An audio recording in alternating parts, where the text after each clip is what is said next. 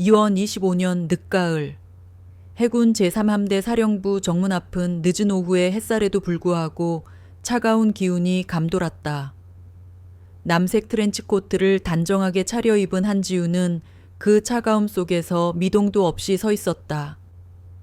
그녀의 한 손에는 차가워진 제육볶음 도시락이, 다른 한 손에는 20년 동안 열어본 적 없는 작은 군번줄 상자가 들려 있었다. 상자의 뚜껑에는 아들 서준의 돌잔치 때 찍은 사진이 낡은 테이프로 붙어 있었다. 앳된 얼굴로 방긋 웃고 있는 아기의 모습은 20년 세월의 무게만큼이나 빛이 발해 있었다. 이 구역은 국방부 직할 통제구역입니다. 민간인 출입 절대 금지입니다. 정문을 지키던 초병의 목소리가 딱딱하게 울렸다. 한지우는 최대한 차분히 말했다. 제 아들 면회 왔습니다. 한서준 이병이요. 그녀의 목소리가 끝나기 무섭게. 옆에 있던 다른 병사가 킬킬거리며 웃음을 터뜨렸다. 아, 그 고졸 한서준이요. 지금 병원에 있습니다. 어차피 면회도 불가능하고요. 고졸이라는 단어가 그들의 입에서 얼마나 쉽게, 얼마나 모멸적으로 튀어나오는지 지우는 똑똑히 보았다. 그들의 시선에는 노골적인 비웃음과 경멸이 담겨 있었다. 마치 자신들의 발 아래에 있는 하찮은 존재를 말하듯 그들은 그녀의 아들을 모욕하고 있었다. 그 순간 지훈의 가슴 깊은 곳에서 무언가가 산산조각 나는 소리가 들렸다. 20년 동안 꽁꽁 숨겨왔던 그녀의 정체를 모른 채 그들은 그녀의 아들을 짓밟고 있었다. 그 잔인한 현실이 눈앞에 적나라하게 펼쳐지는 순간 지우는 더 이상 참을 수 없었다. 그녀는 한 발자국도 물러서지 않았다. 대신 들고 있던 가방을 천천히 열었다. 가방 안에는 20년간 햇빛 한번 보지 못했던 물건이 들어있었다. 해군 투스타 정복 모자였다. 모자 안쪽 이름표에는 한지훈 소장이라는 글자가 선명하게 새겨져 있었다. 별 2개가 달린 계급장은 여전히 번쩍거리고 있었다. 그녀는 그 모자를 조심스럽게 털어낸 후 단호하게 머리에 눌렀었다. 모자의 챙을 깊이 눌러쓰자 20년간 그녀를 억눌렀던 모든 감정들이 마치 해일처럼 몰려왔다. 아들의 안위를 위해 숨죽이며 살아왔던 지난 세월. 그러나 그 선택이 오히려 아들을 더 큰 고통 속으로 몰아넣었다는 쓰라린 깨달음. 그녀의 눈빛이 흔들렸지만 이내 강철처럼 굳건해졌다. 그 순간 정문을 지키던 초병들의 얼굴이 새하얗게 질렸다. 그들은 갑작스러운 상황 변화에 어쩔 줄 몰라 하며 서로를 쳐다보았다. 저 혹시 어디 소속이셨습니까? 한 초병이 목소리를 덜덜 떨며 물었다. 한지우는 등을 곧게 펴고 두 손을 허리에 짚었다. 마치 20년 전 그 자리로 돌아간 것처럼 그녀의 몸에는 다시금 익숙한 권위와 위엄이 서렸다. 그녀의 단호한 눈빛이 초병들을 꿰뚫었다. 예비역 해군 소장 한지훈이다. 두 병사는 동시에 발뒤꿈치를 딱 붙이며 경례를 올렸다.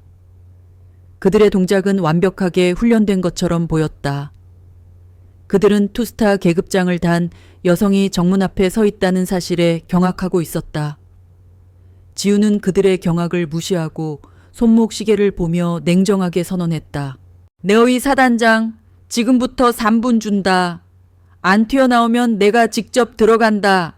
초병들은 일제히 얼어붙었다. 한 명의 병장이 급히 무정이를 잡고 외쳤다.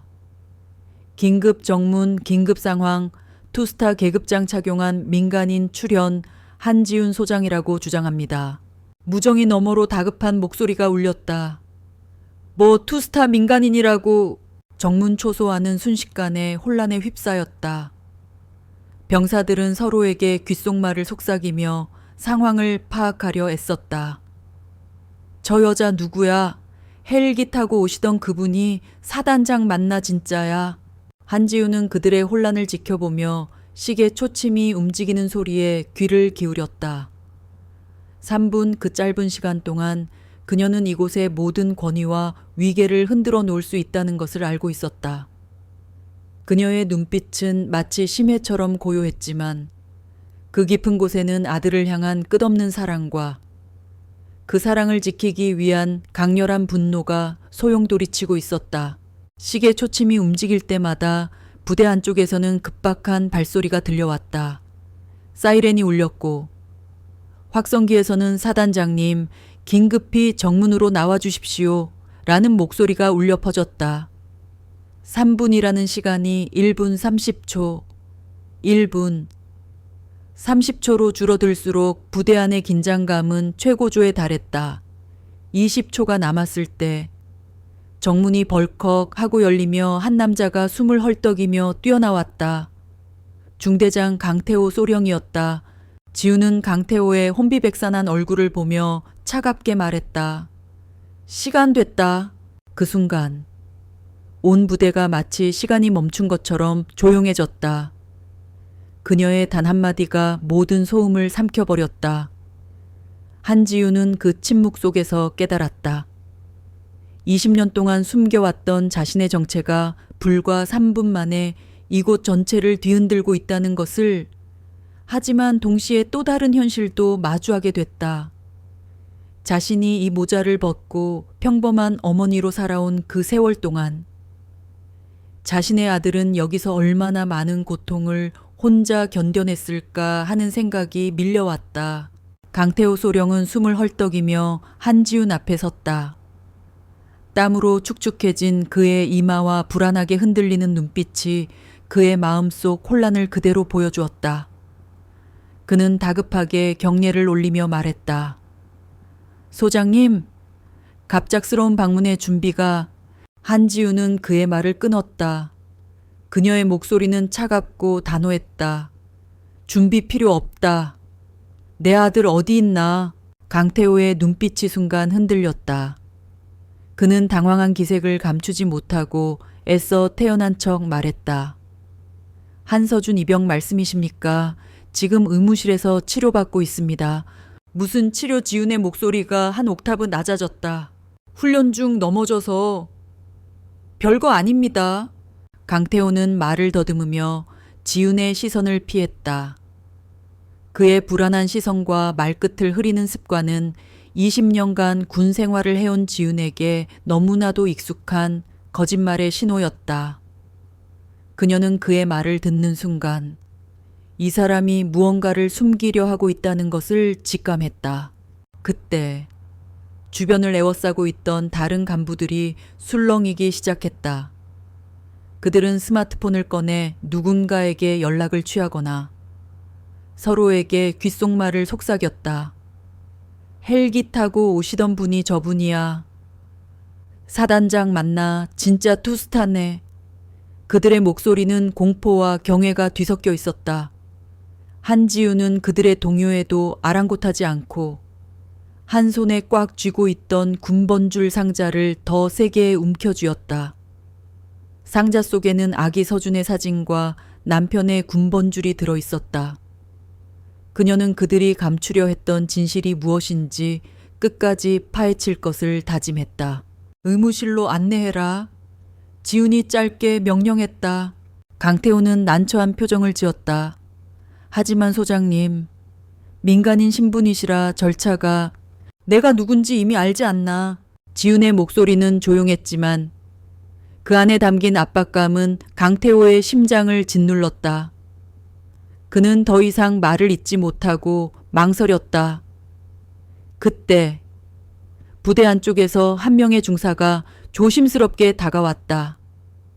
그의 이름은 박민호. 그는 강태호의 눈치를 보며 머뭇거렸다.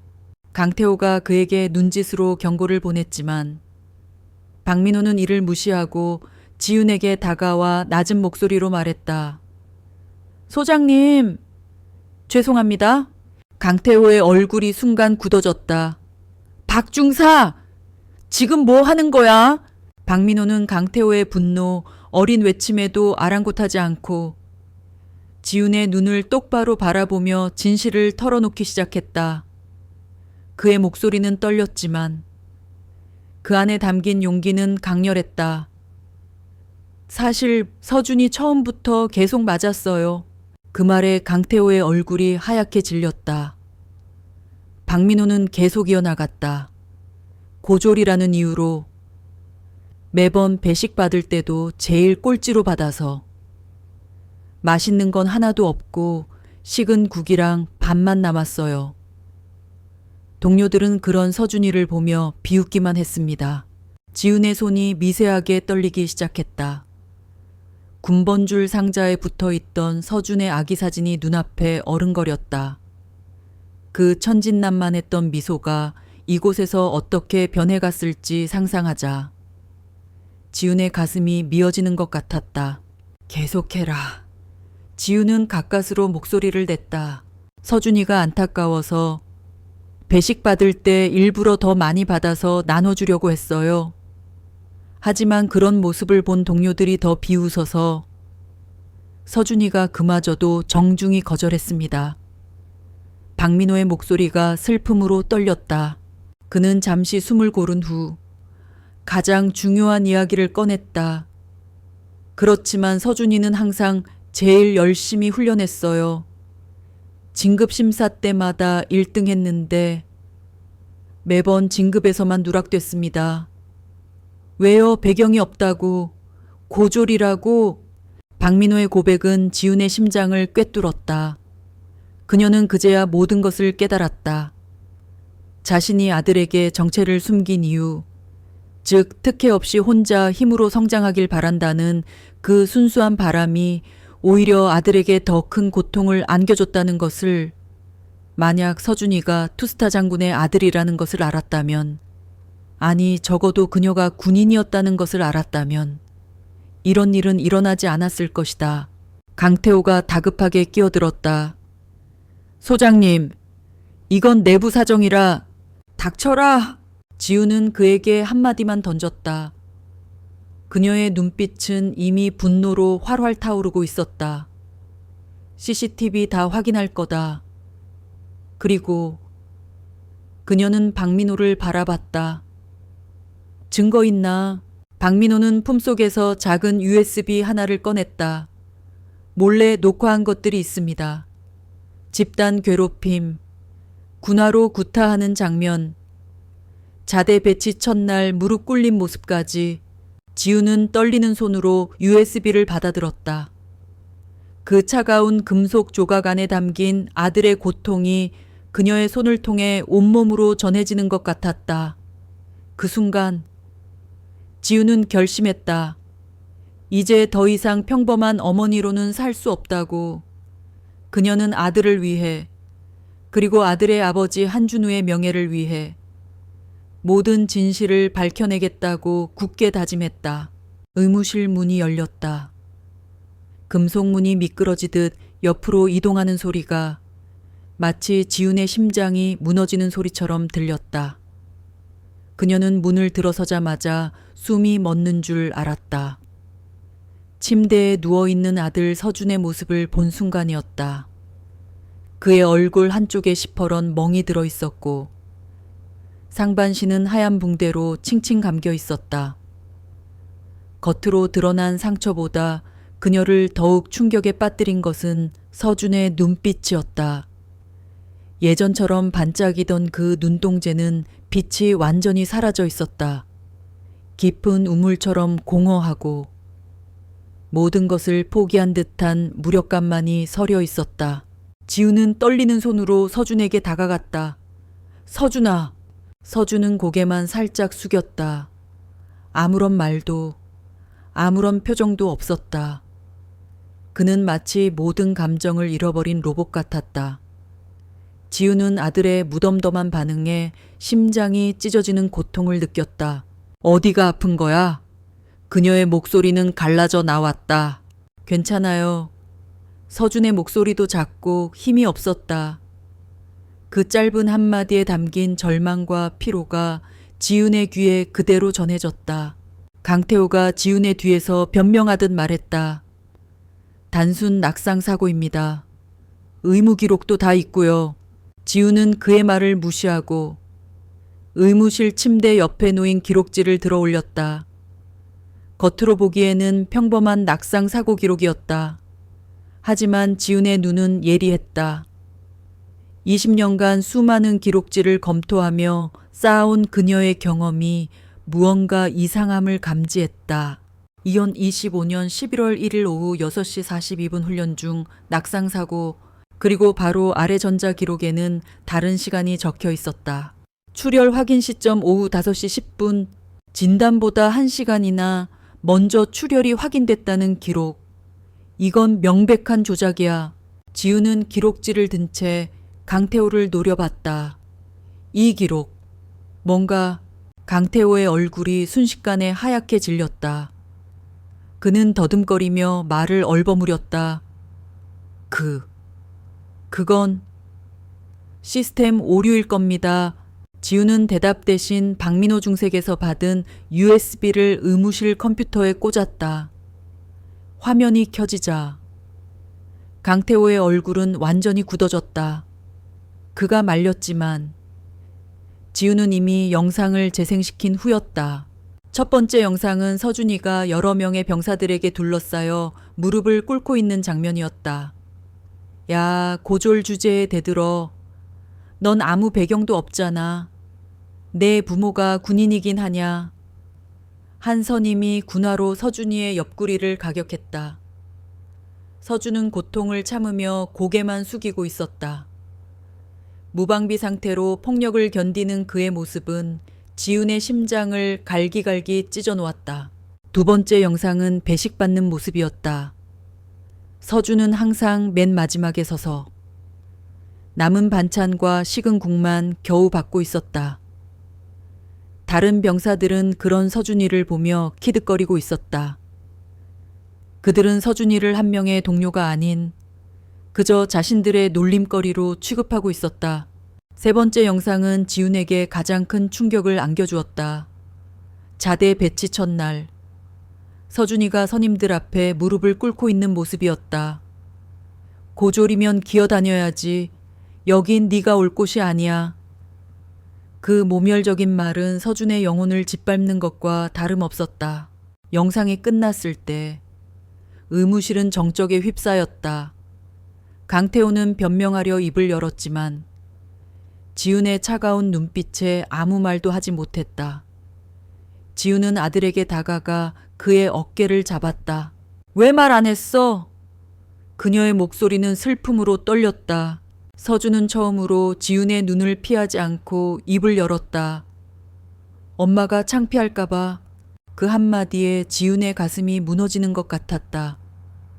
자신의 아들이 이 모든 고통을 혼자 견디면서도 엄마인 자신을 걱정하고 있었다는 사실이 그녀를 사무치게 아프게 했다.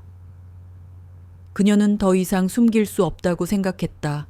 지훈은 들고 있던 군번줄 상자를 열었다. 그 안에서 남편 한준우 중령의 전사자 훈장을 꺼냈다. 훈장은 20년의 세월에도 불구하고 영롱하게 빛나고 있었다. 이게 네 아버지야. 지훈의 목소리가 떨렸다. 그리고 나도 군인이었어. 서준의 눈이 커졌다. 그는 믿기지 않는다는 표정으로 엄마를 바라봤다. 엄마가 숨긴 이유는 널 지키려고 했던 거야. 지훈은 훈장을 서준의 손에 쥐어주었다. 차가운 금속의 감촉이 서준의 손에 그대로 전해졌다. 이제 더 이상 숨지 않을 거다. 그 순간 지훈은 결심했다. 이 부대의 모든 진실을 밝혀내고 서준이 겪은 모든 고통의 원인을 뿌리 뽑겠다고. 그녀는 강태호의 눈을 똑바로 봤다. 모든 녹화 기록 당장 가져와. 강태호는 한지훈의 단호한 명령에 머뭇거렸다. 그의 눈에는 이미 절망과 함께 무언가를 숨기려는 미약한 저항이 역력했다. 그는 애써 태어난 척하며 기술병에게 눈짓을 보냈다. 노트북을 들고 온 기술병은 불안한 표정으로 키보드를 두드리더니 지훈에게 충격적인 말을 건넸다. 소장님, 파일들이 전부 사라졌습니다. 지훈의 눈빛이 차갑게 가라앉았다. 언제? 어제 자정경에 일괄 삭제됐습니다. 그 순간 지훈의 안에서 무언가가 터져 나왔다. 이들이 얼마나 치밀하게 증거를 없애려 했는지, 얼마나 조직적으로 아들의 고통을 감추려 했는지 적나라하게 드러나는 순간이었다. 단순한 몇 명의 일탈이 아니었다. 이는 부대 전체가 공모한 범죄였다. 하지만 지훈은 20년간 군에서 일하며 이런 상황에 익숙했다. 그녀는 이미 다음 수를 예측하고 있었다. 복구 시스템 돌려봐. 백업 서버 있을 거 아니야? 지훈의 목소리에는 흔들림이 없었다. 그녀의 예상치 못한 단호함에 기술병은 당황하며 키보드를 두드렸다. 강태호는 초조한 얼굴로 지훈과 기술병을 번갈아 쳐다보았다. 10분 후 화면에 뭔가가 떠오르기 시작했다. 삭제되었던 영상들이 복구되는 과정이었다. 지훈은 그제야 깊게 숨을 내쉬었다.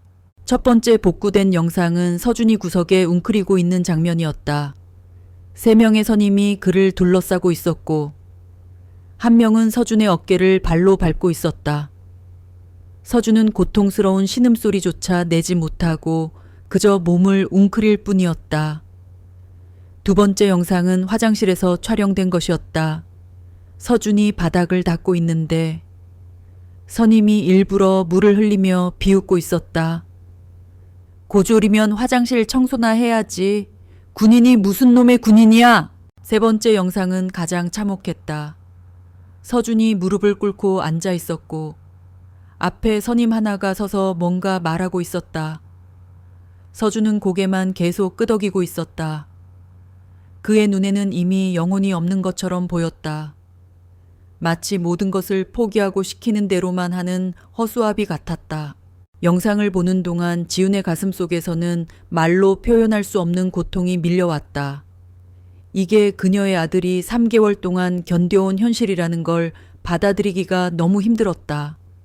그 천진난만했던 서준이가, 자신이 품에 안고 자장가를 불러주던 그 아이가 이런 잔혹한 일들을 혼자서 감당해 왔다는 사실이 그녀를 완전히 무너뜨리고 있었다. 동시에 분노도 치밀어 올랐다. 이런 일을 저지른 놈들과 이를 방치한 간부들에 대한 분노가 그녀의 혈관을 타고 뜨겁게 끓어올랐다. 이거 언제부터 시작됐나? 지훈이 이를 악물고 물었다. 박민호 중사가 대답했다. 3개월 전부터 기록이 있습니다. 자대 배치된 날부터요. 3개월 지훈은 강태호 소령을 노려봤다. 3개월 동안 몰랐다는 거냐? 강태호는 땀을 뻘뻘 흘리며 변명을 늘어놓았다. 신병 적응 과정이라든지 내부 선도 차원이라 생각했습니다. 그때 박민호의 떨리는 목소리가 그의 말을 잘랐다. 사실 여러 번 보고 드렸습니다. 하지만 큰 문제 만들지 말고 내부에서 조용히 처리하라고 하셨잖아요. 그 말을 듣는 순간 지훈은 완전히 이해했다. 이것은 개인의 일탈이 아니라 조직적인 방조이자 은폐였다. 그녀는 더 이상 그들의 변명을 들을 필요를 느끼지 못했다. 지훈은 즉시 전화를 걸었다. 상대는 해군 본부의 김 실장이었다. 김 실장님이세요. 한지훈입니다. 긴급 상황이에요. 3함대에서 벌어지고 있는 일 직접 확인하셔야 합니다. 조직적 폭력과 증거 인멸이 확인됐어요. 지금 당장 조사단 보내주세요. 김 실장은 지훈의 목소리에서 비상사태임을 직감하고 즉시 출발하겠습니다. 라고 대답했다. 전화를 끊은 후 의무실은 다시 조용해졌다. 지훈은 아들 서준을 봤다. 서준은 여전히 모든 것이 꿈만 같다는 표정이었다. 서준이 작은 목소리로 물었다. 엄마, 정말 변할까요? 지우는 아들의 손을 잡았다. 반드시 바뀔 거야.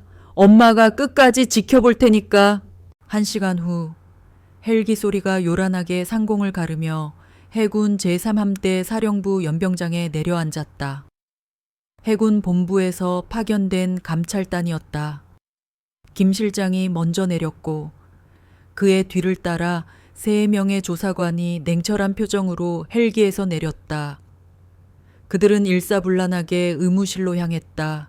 의무실 문이 열리고 김 실장이 들어섰다. 그는 예전 부하이자 존경하는 선배였던 한지훈 소장의 굳은 표정을 보며 상황의 심각성을 직감했다. 고 소장님! 김 실장은 낮고 조용한 목소리로 그녀에게 다가왔다. 상황이 어떻습니까? 지우는 말없이 박민호 중세에게 받은 USB를 김 실장에게 건넸다. 모든 증거가 여기 담겨 있습니다. 김 실장은 USB를 받아들고 고개를 끄덕였다. 그의 시선이 강태회계로 향했다. 강태호는 김 실장의 존재만으로도 이미 창백하게 질려 있었다. 중대장, 설명해 보시죠. 김 실장의 목소리는 서늘했다. 실장님, 이건 오해가 있는 것 같습니다. 강태호는 마지막까지 변명하려 했다. 오해 김 실장의 눈썹이 살짝 올라갔다. 그럼 이 영상들도 오해인가요? 그는 조사관에게 명령했고 조사관은 의무실 컴퓨터에 USB를 꽂아 복구된 영상을 다시 재생했다. 서준이 무릎을 꿇고 폭행당하는 장면, 식은 밥을 먹는 장면, 그리고 자대 배치 첫날부터 이어진 가혹 행위의 증거들이 화면을 가득 채웠다. 강태호는 그 화면을 보며 입을 굳게 다물었다. 그의 변명은 더 이상 설 자리를 잃었다. 김 실장은 영상이 끝나자마자 박민호 중사를 불렀다. 정 중사, 상황 보고하세요. 박민호는 떨리는 목소리로 지난 3개월 동안의 일을 모두 털어놓았다. 3개월 전부터 시작된 집단 괴롭힘, 매일 반복된 폭력, 그리고 이를 묵인한 간부들의 방조에 대해서 말이죠. 그의 증언은 서준의 고통을 생생하게 전달했다. 매번 보고 드렸지만 내부에서 조용히 처리하라는 지시만 받았습니다. 김 실장은 박민호의 증언을 들으며 강태호를 노려봤다. 이게 사실입니까? 강태호는 더 이상 부인할 수 없다는 것을 깨닫고 억지로 변명했다. 신병 적응 과정에서 벌어지는 일이라 생각했습니다. 적응 과정이란요? 지훈의 목소리가 폭발했다. 그녀는 더 이상 참을 수 없었다. 집단 폭행이 적응 과정이라고 생각하십니까? 그녀의 눈은 분노로 이글거렸다. 20년 동안 군복을 입고 지켜야 할 가치들, 후배들을 보호해야 할 의무들, 그 모든 것을 저버린 채 약자를 짓밟는 괴물들이 여기 있었던 것이다. 그들은 군복만 입었을 뿐 진짜 군인이 아니었다. 진짜 군인이라면 절대 이런 짓을 할 수 없다는 것을 지훈은 누구보다 잘 알고 있었다. 김 실장은 지훈의 분노를 이해하고 단호하게 말했다. 지금부터 관련자 전원 조사합니다. 가해자들 명단 확보됐나요? 박민호가 미리 준비해온 종이를 꺼냈다. 여기 다 적혀 있습니다. 명단에는 7명의 병사 이름이 적혀 있었다. 지훈은 명단을 보며 소름이 돋았다. 단 한 명도 아니고 무려 7명이나 되는 병사들이 조직적으로 아들을 괴롭혔다는 사실에 다시금 충격을 받았다. 조사관들은 즉시 움직여 가해자들을 하나씩 불러들이기 시작했다. 첫 번째 가해자가 조사실로 끌려왔다. 그는 서준을 가장 심하게 괴롭혔던 이상훈 상병이었다. 이상훈 상병 맞습니까? 한서준 이병에 대한 폭행 사실 인정합니까? 이상훈 상병은 고개를 숙였다. 증거가 너무나도 명확했기에 부인할 수 없었다. 죄송합니다. 두 번째, 세 번째 가해자들도 마찬가지였다. 조사는 일사천리로 진행되었다. 하지만 지훈이 정말 충격받은 것은 따로 있었다. 조사가 진행되면서 드러난 진실은 이것이 단순한 개인적 일탈이 아니라는 것이었다. 이 부대에는 오래전부터 고착화된 가혹행위 문화가 있었다. 고졸 출신이나 배경이 없는 병사들을 표적으로 삼아 괴롭히는 것이 마치 전통처럼 내려오고 있었던 것이다. 김 실장이 지훈에게 말했다. 소장님, 이 문제는 단순히 몇 명 처벌하는 걸로 끝날 게 아닙니다. 부대 전체를 뜯어 고쳐야 합니다. 지훈은 고개를 끄덕였다. 그리고 침대에 누워있는 아들 서준을 봤다.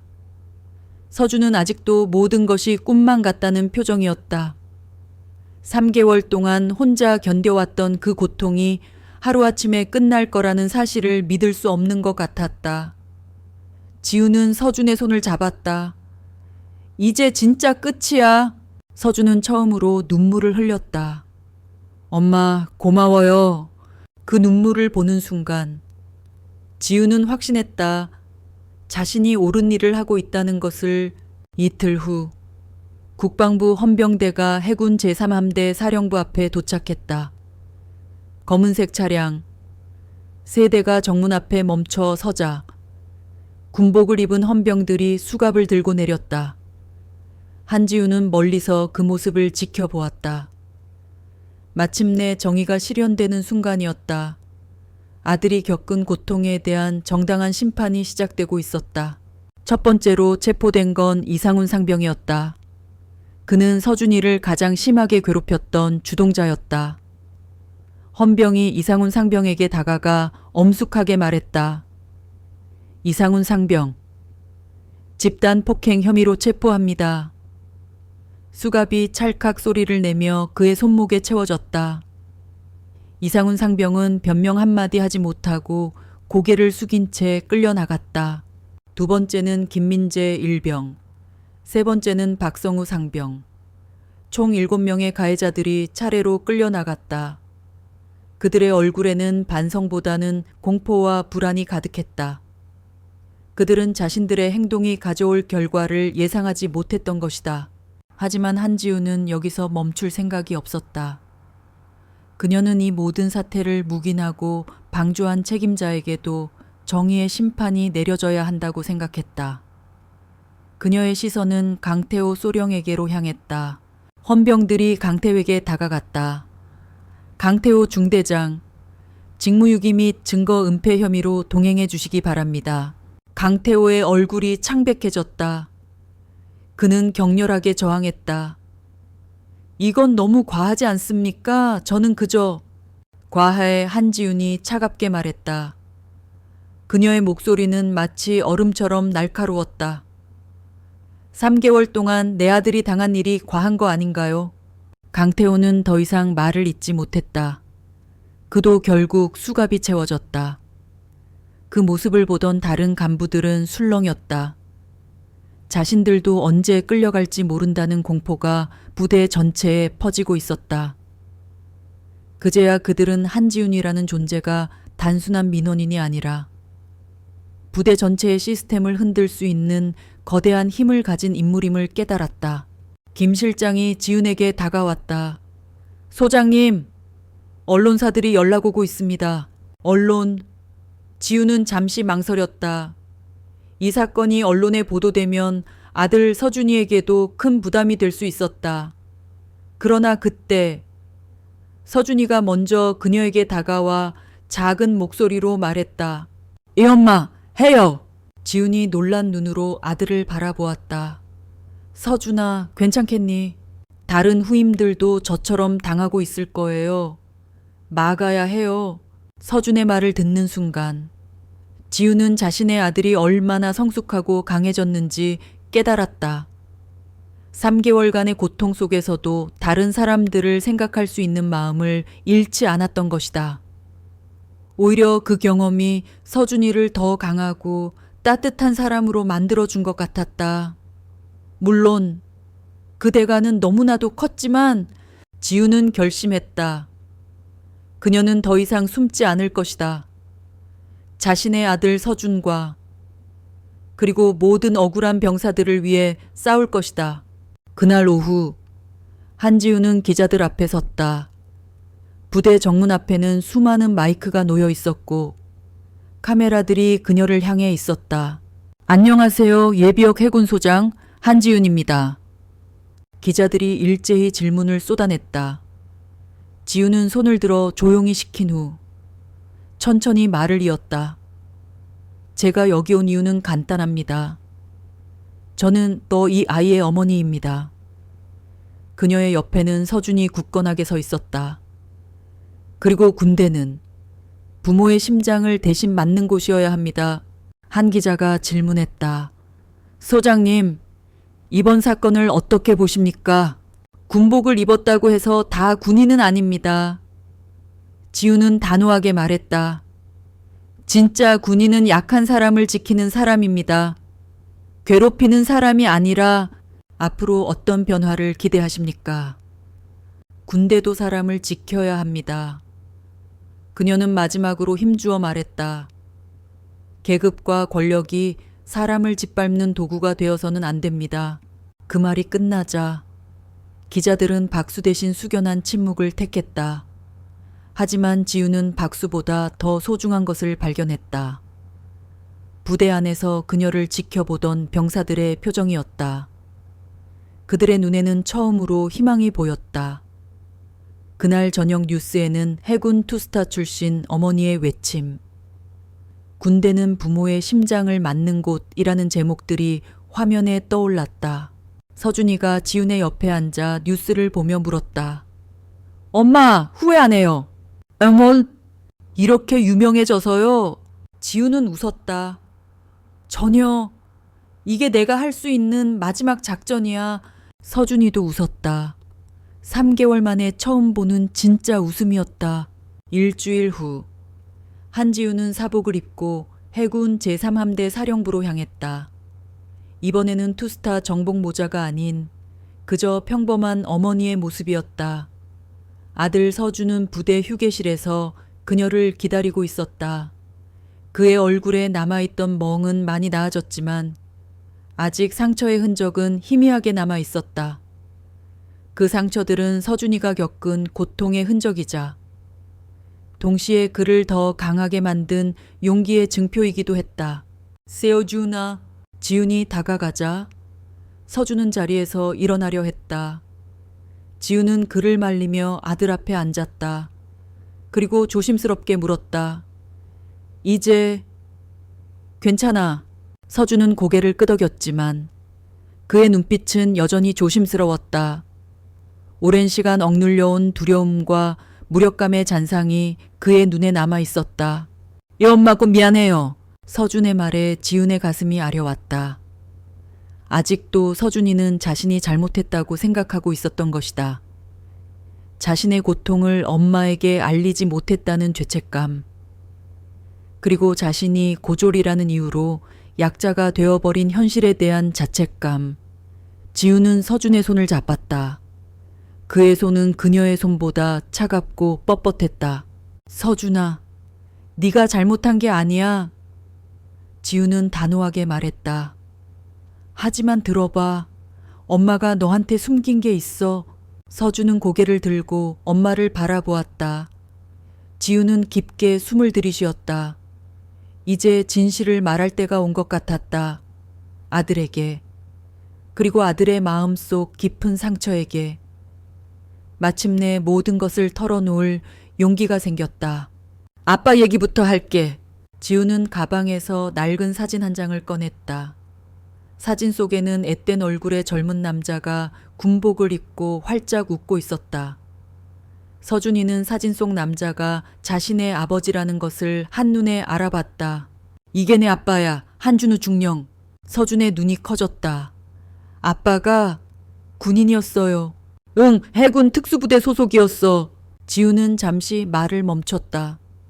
이 다음 이야기는 그녀에게도 쉽지 않았다. 남편의 억울한 죽음, 그리고 그 죽음 뒤에 숨겨진 추악한 진실. 아빠는 네가 태어나기 전에 돌아가셨어. 하지만 단순한 사고가 아니었어. 서준의 표정이 긴장으로 굳어졌다. 아빠는 군 내부의 잘못된 일들을 고발하려고 했어. 부패, 비리, 병사들을 괴롭히는 일들, 그런 걸 막으려 했던 거야? 지훈의 목소리가 떨리기 시작했다. 하지만 그걸 막으려는 사람들이 있었어. 그들이 아빠를 사고로 위장해서.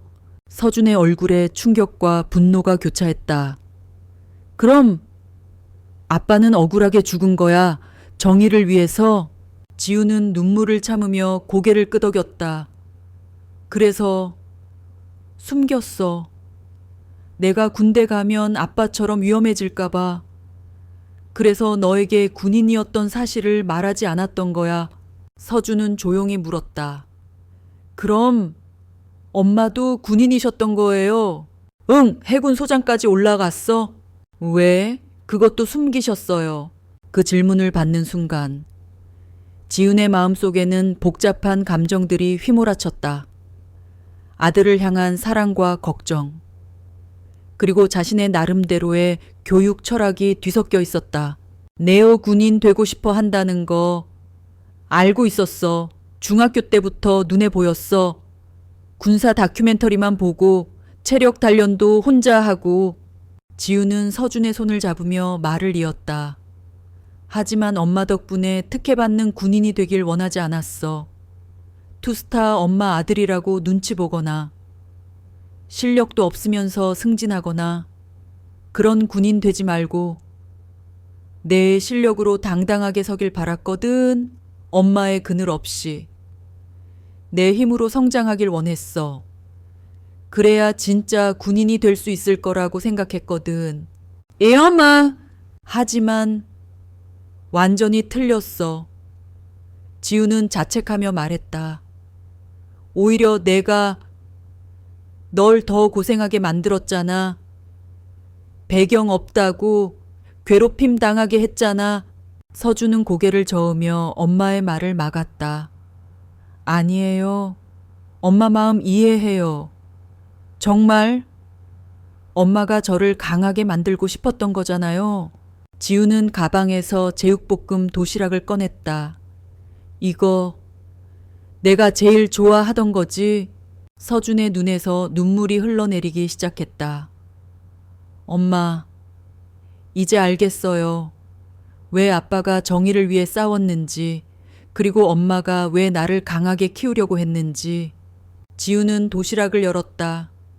따뜻한 김이 모락모락 올라왔다. 이제부터는 함께 할 거야. 네 아빠가 못다한 일. 엄마와 내가 함께 이어갈 거야. 서준은 젓가락을 들었다. 그럼 이제 말해도 돼요. 힘든 일 있으면요. 지우는 단호하게 대답했다. 당연하지. 이제 우리는 팀이야. 서준은 처음으로 활짝 웃었다.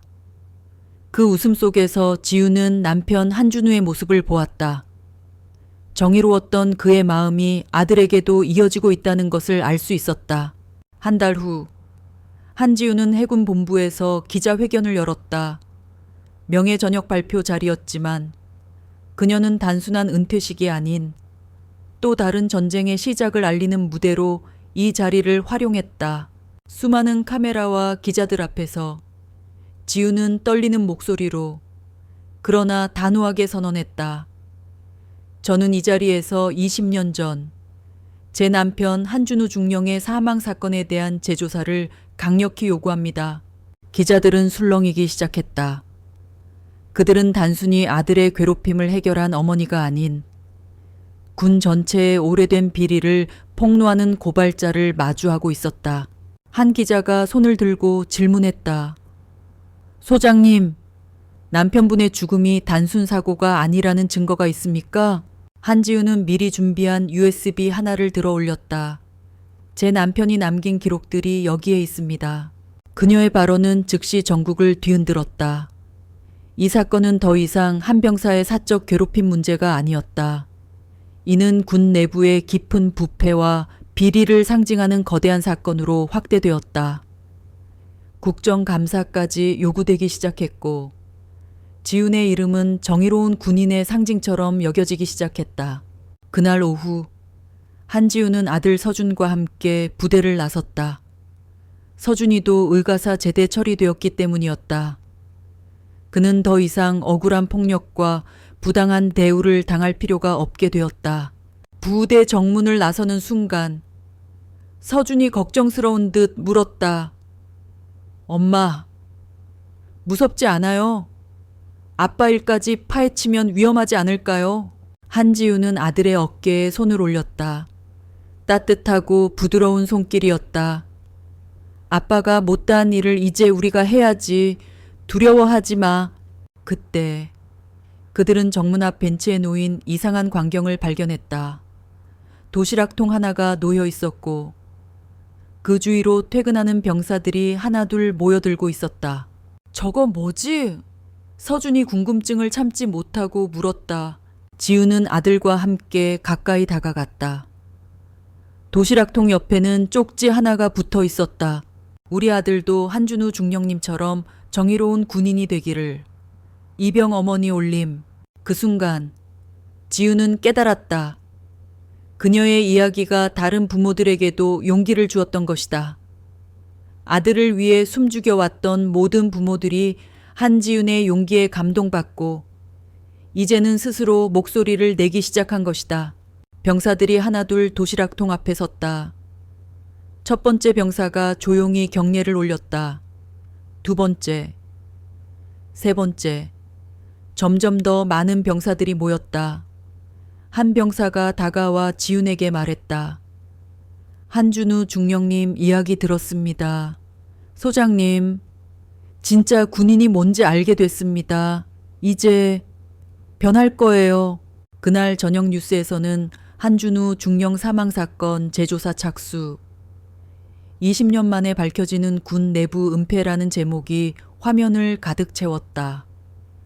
앵커는 개인적 복수를 넘어 군 전체 개혁의 상징이 되고 있다고 말했다. 화면에는 전국 곳곳에서 한준우 중령을 추모하는 현수막들과 정의로운 군인이 되겠다고 다짐하는 신병들의 모습이 비춰졌다. 지우는 아들 서준을 보았다. 어때, 후회 안 해? 뭘요? 아빠 일까지 세상에 알려져서 말이야. 서준은 단호하게 말했다. 전혀요. 오히려 자랑스러워요. 왜냐하면 제 아빠가 영웅이었다는 걸 이제 모든 사람이 알잖아요. 그 말을 들으면서 지훈의 마음속에는 따뜻한 감정이 퍼져나갔다. 20년 동안 혼자 감당해왔던 진실의 무게가 비로소 나눠지는 기분이었다. 그리고 남편 한준우가 꿈꿨던 정의로운 군대가 조금씩 현실이 되어가고 있다는 것도 느낄 수 있었다. 한지훈과 서준이 부대를 나선 지 한 달이 흘렀다. 그들의 이야기는 전국을 넘어 전 세계 언론에까지 보도되며 뜨거운 감자로 떠올랐다. 군대는 부모의 심장을 대신 맞는 곳이어야 한다는 한지훈의 외침은 단순한 슬로건이 아니라 오랜 시간 골마왔던 군대 내부의 부조리를 수면 위로 끌어올리는 강력한 촉매제가 되었다. 한지훈은 이제 더 이상 은퇴한 해군 소장이 아니었다. 그녀는 사회의 정의를 위해 싸우는 용감한 어머니이자 남편의 억울한 죽음을 밝히려는 한 명의 고발자였다. 그날 저녁, 지우는 서준과 함께 거실에 앉아 있었다. 서준은 의가사 제대 후 다시금 평범한 일상을 살아가려 노력하고 있었다. 얼굴의 상처는 거의 다 아물었지만 그의 눈빛은 여전히 깊은 생각에 잠겨 있었다. 그는 군대에서 겪었던 고통이 단순한 악몽이 아니라 자신의 삶과 아빠의 삶을 연결하는 중요한 고리임을 깨닫고 있었다. 엄마, 한준우 중령님 이야기 모든 사람이 알게 되었죠. 서준의 말에 지우는 고개를 끄덕였다. 응, 아빠가 왜 죽었는지, 그리고 그 죽음이 얼마나 부당했는지 그녀의 목소리는 미약하게 떨렸다. 그때 뉴스 속보가 흘러나왔다. 한준우 중령 사망 사건 재조사 착수. 앵커의 목소리는 단호하고 힘이 있었다. 뉴스 화면에는 20년 전의 낡은 군복 사진과 함께 한준우 중령의 이름이 크게 새겨졌다. 그리고 그 옆에는 한지훈의 기자회견 장면이 오버랩되었다. 서준은 숨을 죽이고 뉴스를 지켜봤다. 지훈은 그런 서준을 조용히 바라보았다. 그녀의 마음속에는 복잡한 감정이 소용돌이쳤다. 지난 20년간 숨겨왔던 남편의 죽음이 만천해 공개되는 순간이었다. 이제 그녀는 더 이상 평범한 삶을 살 수 없을지도 모른다. 언론의 관심과 대중의 시선 속에서 아들과 함께 살아가야 할지도 모른다. 하지만 그녀는 후회하지 않았다. 이것이 아들을 진정으로 치유하고 남편의 영혼을 위로하는 유일한 방법임을 알고 있었기 때문이었다. 뉴스에서는 한준우 중령의 사망사건 재조사를 촉구하는 시민들의 시위 모습이 보도되었다. 정의는 죽지 않는다. 한준우 중령을 기억하라는 피켓을 든 사람들이 거리로 쏟아져 나왔다. 그리고 화면은 다시 군대로 전환되었다. 한 병사가 동료들과 함께 식사를 하는 장면, 그리고 서로 웃고 떠들며 농담을 주고받는 장면이 나왔다. 그들은 더 이상 서로에게 고졸, 배경 같은 단어로 차별하지 않았다. 그들은 그저 함께하는 동료였다. 서준은 그 모습을 보며 눈물을 흘렸다. 엄마, 변하고 있어요. 그의 목소리는 감동으로 가득 차 있었다. 진짜 변하고 있어요. 지우는 아들을 품에 안았다. 그래, 아빠가 바라던 대로. 그날 밤 지우는 오랜만에 평화로운 잠을 잤다. 꿈에서 그녀는 남편 한준우를 만났다. 한준우는 20년 전의 젊은 모습 그대로였다. 그는 환하게 웃으며 지훈에게 말했다. 고마워, 내가 못다한 일을 해줘서. 지훈은 눈물을 흘리며 말했다. 이제 괜찮을까? 당신의 죽음을 세상에 드러내서. 한준우는 그녀의 눈물을 닦아주며 말했다. 당연하지. 우리 아들도 자랑스러운 군인이 될 거야. 어떤 아빠처럼 정의로운 군인 말이야. 꿈에서 깼을 때 서준이가 그녀의 옆에서 자고 있었다. 그의 얼굴은 편안하고 평온해 보였다. 더 이상 부끄러워하지 않는 당당한 표정이었다. 지우는 조용히 일어나 창밖을 바라봤다. 새벽이 밝아오고 있었다. 고태식이 꿈꿨던 진짜 군인들의 새로운 시대가 시작되고 있었다. 지우는 방 한구석에 놓인 투스타 정복 모자를 바라봤다. 이제 더 이상 쓸 일은 없겠지만 그녀는 알고 있었다. 그 안에 담긴 의미는 영원히 남을 거라고. 진짜 군인은 계급장이 만드는 게 아니라 정의로운 마음이 만드는 거니까. 한지훈과 서준의 이야기는 잔잔하지만 강력한 파문처럼 군대 전체에 퍼져나갔다. 그들의 용기는 골마 터지기만을 기다리던 수많은 병폐들을 수면 위로 끌어올렸다. 국회에서는 한준우 중령사건 특별법이 발의되었고 군사법 개혁의 목소리가 그 어느 때보다 높아졌다. 더 이상 계급과 배경이 아닌 오직 실력과 인성을 기준으로 병사를 평가하겠다는 새로운 인사정책이 발표되었다. 부대 내에서 익명으로 가혹 행위를 신고할 수 있는 시스템이 구축되었고 병경생활 전반에 걸친 대대적인 감사와 조사가 시작되었다. 한 달 후 서준의 의가사 제대 절차가 마무리되었다. 그는 이제 더 이상 해군 이병 한서준이 아닌 평범한 대학생 한서준으로 돌아왔다. 그의 얼굴은 여전히 조금 마른 듯 했지만 눈빛은 예전의 공허함을 걷어내고 다시금 총명하게 빛나기 시작했다. 그는 더 이상 과거의 그림자에 갇혀 있지 않았다. 지우는 아들을 데리고 부대 정문을 나섰다. 늦가을의 햇살이 따뜻하게 두 사람을 감쌌다. 정문을 지키는 초병들은 더 이상 오만하지 않았다. 그들은 경계의 눈빛 대신 존경과 경외가 담긴 눈으로 지훈과 서준을 바라보았다. 그들은 자신들의 부대에서 일어난 일이 대한민국 군대 전체를 변화시키는 시발점이 되었음을 알고 있었다. 그때 서준이 작은 목소리로 말했다. 엄마, 저기 보세요. 서준이 가리킨 곳에는 벤치 하나가 놓여 있었다. 그 위에는 도시락통이 하나 놓여 있었고 그 주위로 퇴근하는 병사들이 삼삼오오 모여들고 있었다. 그들은 도시락통을 바라보며 조용히 경례를 올리고 있었다. 도시락통 옆에 놓인 쪽지를 본 지훈의 눈가가 촉촉해졌다. 우리 아들도 한준우 중령님처럼 정의로운 군인이 되기를. 이병 어머니 올림. 그것은 그녀가 과거의 남편을 위해 그리고 아들을 위해 바랐던 소망이었다. 그리고 이제 그녀의 소망은 다른 누군가의 소망이 되어 이렇게나 많은 사람들에게 용기를 주고 있었다. 아빠가 시작한 정의의 씨앗이 이제야 싹을 틔우기 시작한 것이다. 엄마, 아빠가 꿈꾸던 세상이 오고 있어요. 서준의 목소리는 떨리고 있었다. 지우는 아들의 손을 꽉 잡았다. 그래, 이제 시작이야.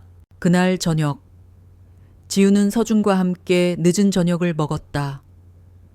뉴스에서는 여전히 한준우 중령의 이름이 언급되고 있었다. 앵커는 한지훈 전 소장과 한서준 씨의 용기가 군 내부의 부조리를 척결하고 새로운 변경 문화의 초석을 다졌다고 말했다.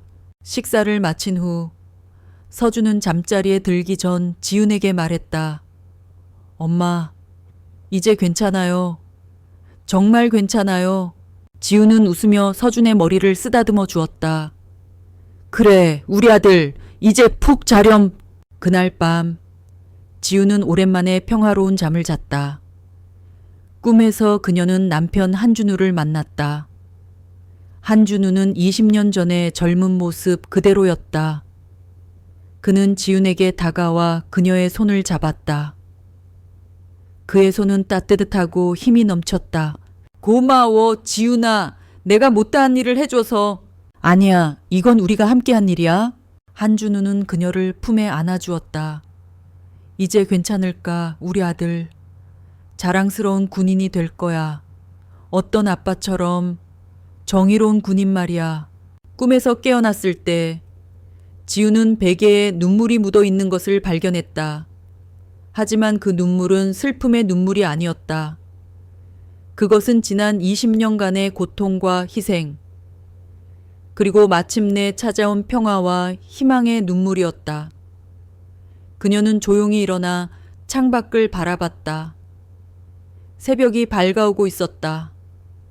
고통 속에서 희생되었던 남편의 꿈, 그리고 아들이 겪었던 시련이 새로운 군대의 시작을 알리고 있었다. 지우는 방 한구석에 놓인 투스타 정복 모자를 바라봤다. 이제 더 이상 쓸 일은 없겠지만 그녀는 알고 있었다. 진짜 군인은 계급장이 만드는 게 아니라 정의로운 마음이 만드는 것이라고. 그 마음은 이미 아들에게 전해졌고 이제는 이 땅의 모든 군인들에게 퍼져나갈 것이다.